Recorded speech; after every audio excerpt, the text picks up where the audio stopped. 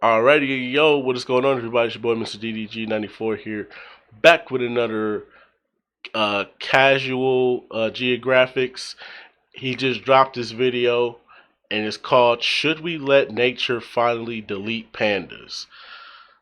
Hmm, should we let them delete pandas? Who knows? Let's check it out. Oh shit! Hey, Billy. Are you coming up to chill? What's the plan, bruh? Everything is awesome when you're a panda. There are some animals whose entire existence proves that nature isn't about survival of the fittest. It's survival of just barely being good enough. If life was a class, it wouldn't be about passing with straight A's. It'd be about passing off your DNA before you become an F in the chat. Facts. And some animals are universally recognized as the remedial students of nature. Cheetahs are the red-headed stepchild of the cat world. Sloths are basically free calories served on a moss blade. And roasting koalas is considered low-hanging fruit only because they happen to share the same IQ. And also because they put the mid in chlamydia. And it seems that everyone can agree that pandas are egregiously bad at pandaing, and that we as a society need to stop being this biracial Winnie the Pooh's crutch and just let nature finish what it clearly started. But are pandas really that bad? Did we successfully gaslight the barcode bears of the world? Or do pandas really profit off the most OP pretty privileged genjutsu nature's ever seen? To find out, first we gotta lay out all the factors that make the Try to Panda challenge virtually impossible. But before that, this video was sponsored by absolutely no one. Let's get it. You probably already know that the panda's biggest problem revolves around it being a bamboo sink. 99% of the things that meets this oversized equality hamster's gullet is bamboo. Despite clearly being designed with carnivore software, it's the koala problem of building your entire meal plan around something that gives you very little back. Which is why pandas can spend up to 16 hours a day eating something they can only digest 17% of. The very definition of injustice is that when you Google sloth bear, this monochromatic try-hard vegan doesn't show up, since their diet of scarfing bamboo often leaves them with very little energy for anything else. So to accommodate this self-imposed energy budget, pandas developed relatively smaller sized organs, including, you guessed it, their brains. And something else, but we'll get to that. But yeah, being a bimbo for bamboo might have literally nerfed their intelligence in the process. Damn. And some of you may have asked yourselves why the breathing bamboo purses don't just hibernate, since hibernation is basically power save mode for animals, and if anyone needs to save energy, it's pandas. Well, one, bears technically aren't even true hibernators. But two, even if they were, eating like the vegan teacher's lapdog means pandas are physically incapable of putting on the fat reserves required to hibernate for months at a time without also getting perma-slept to starvation. But honestly, the problems with their diet have low-key been overblown. If being a bamboo junkie was their only issue, they wouldn't be as chronically down bad. At their core, animals have two main goals: food, and another F word my mom doesn't like me to say. We see how they handle their meal prep, but it's their love life that really screws pandas over. Pandas are absurdly bad at making more pandas. Off rip, their window to reproduce isn't even really a window, it's more like a hairline crack in the windshield. Female pandas ovulate 1 to 3 days out of the entire year. That's only 24 to 72 hours are open for business out of a possible 8,760. And since being bent on bamboo means they eat, sleep, and socialize like a stereotypical Reddit user, finding a possible partner is often equally as difficult for them. Even if he does manage to track a female down, he still has a high risk of fumbling the opportunity because males are apparently illiterate at reading signs. Male pandas often struggle to interpret the signs that a female actually wants to mate. Word. And when you only have hours on the clock, mistakes like that ensure that the only thing getting screwed is the future of your progeny. And even if the female's 100% with it, it's still not a for sure thing. Partly because male pandas struggle through the process of procreation in a way that is almost impressive, but also partly due to the panda's reportedly disproportionately tiny penis. Which is why panda coitus is a lot like trying to get a 1/4-inch USB into a port blind, while also wearing a 200-pound fat suit. Oh, and try without using thumbs. Nature did this obese oppression raccoon zero favors. Their mating habits are a big reason why the double-stuffed Ursus Oreos are where they're at. Pandas in breeding programs in captivity often show so little interest in their literal only job that researchers have resorted to showing them videos of pandas mating. Apart from pulling videos from Panda Hub, researchers have also resorted to giving them actual Viagra. Although you'd need a magnifying glass to see if it's working, because again, the P in panda does not stand for packing. And even though most pandas rely on the grace of God as a wingman, somehow the jihad of life doesn't end once they add new names to the roster. Pandas are some of the worst parents on the planet. You've probably heard that if a panda has twins, one of them is a guaranteed loss, since the mother panda will abandon half her litter and leave that one twin to die. Which is even worse when you consider that grizzly bears will allegedly disown their cubs, but they only do it when there's one, since they'd rather start over with 2 to 4 cubs than put all their hopes and stock in one. The chosen panda cub doesn't get off scot-free either. since the yin-yang colored chonk bears of China have the highest mother-to-baby size ratio of any mammal. To put it in perspective, humans are typically 20 times bigger than their babies. Mother African elephants are typically 45 times heavier. A mama panda is approximately 900 times the size of a newborn baby. And since they don't have pouches like marsupials, that puts the panda at a legitimate risk of being turned into a chalk outline by its own oblivious mother.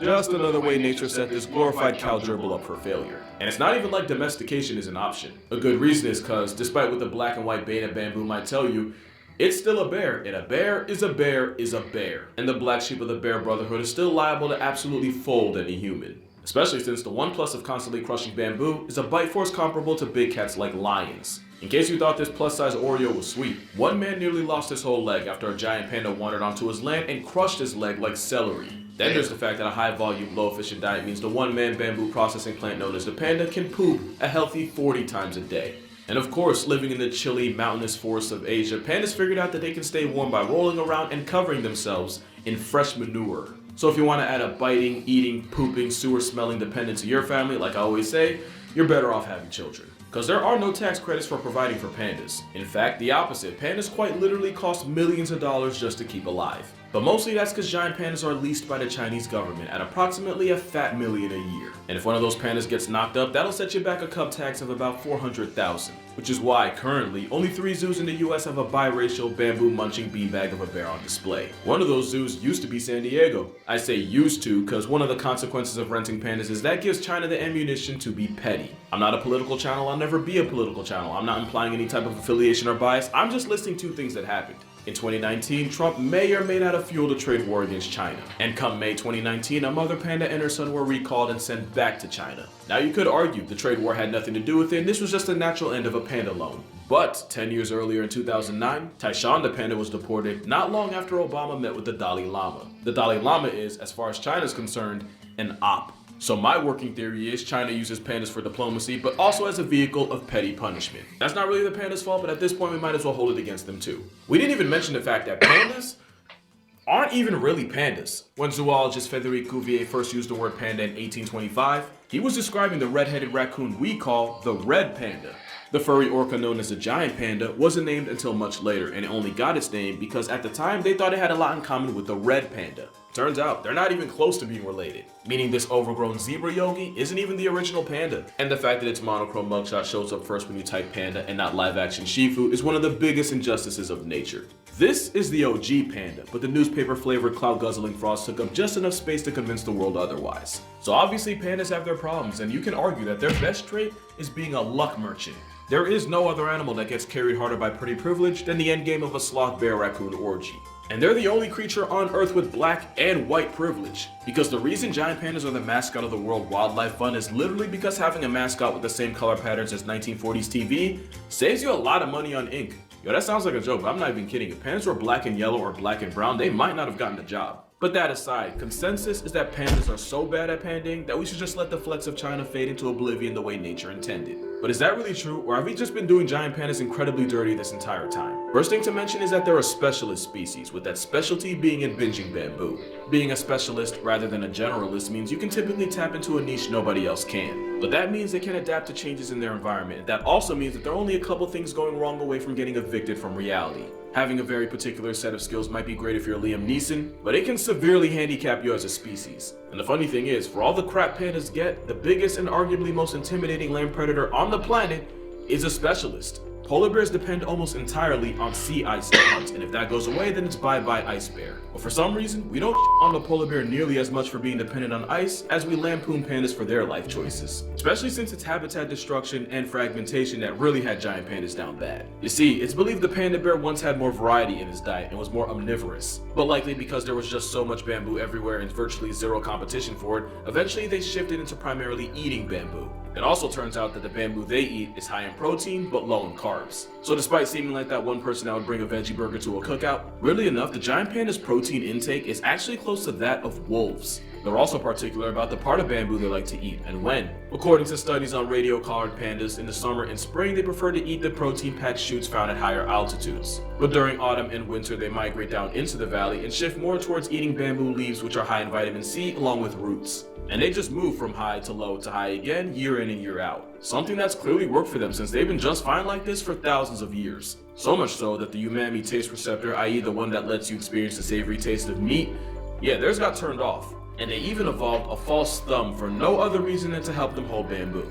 So clearly pandas had a process that worked. The problem is when you fragment the habitat they spent thousands of years in and separate them from the food, the result is less pandas. We love to say pandas are bad at life, but by receding their habitat like a middle-aged hairline, we haven't made living any easier. Also, the whole point I made about pandas being bad at making whoopee, turns out that might just be propaganda, because in a twist, the giant panda's reproductive rate really isn't that much worse than that of American black bears. And black bears, they're doing just fine. In fact, everything I said about pandas having negative riz really only applies to those in captivity. In the wild, female pandas do have a small window for baby making, but that's often after a selection process that involves at least 2 males running phase for her honor, and a process that can last up to and over a week. And we now believe that this process might just be what stimulates ovulation. You can't really replicate that in a zoo, and between that and the constant flow of people, that's probably the biggest reason why pandas in captivity become celibate. Like, be real, if you were forced into an arranged marriage and had to have an audience watch you consummate it, you'd be a little awkward too. There is no bigger indictment than the fact that a zoo in Hong Kong had been trying to hook up 2 pandas for the better part of 10 years.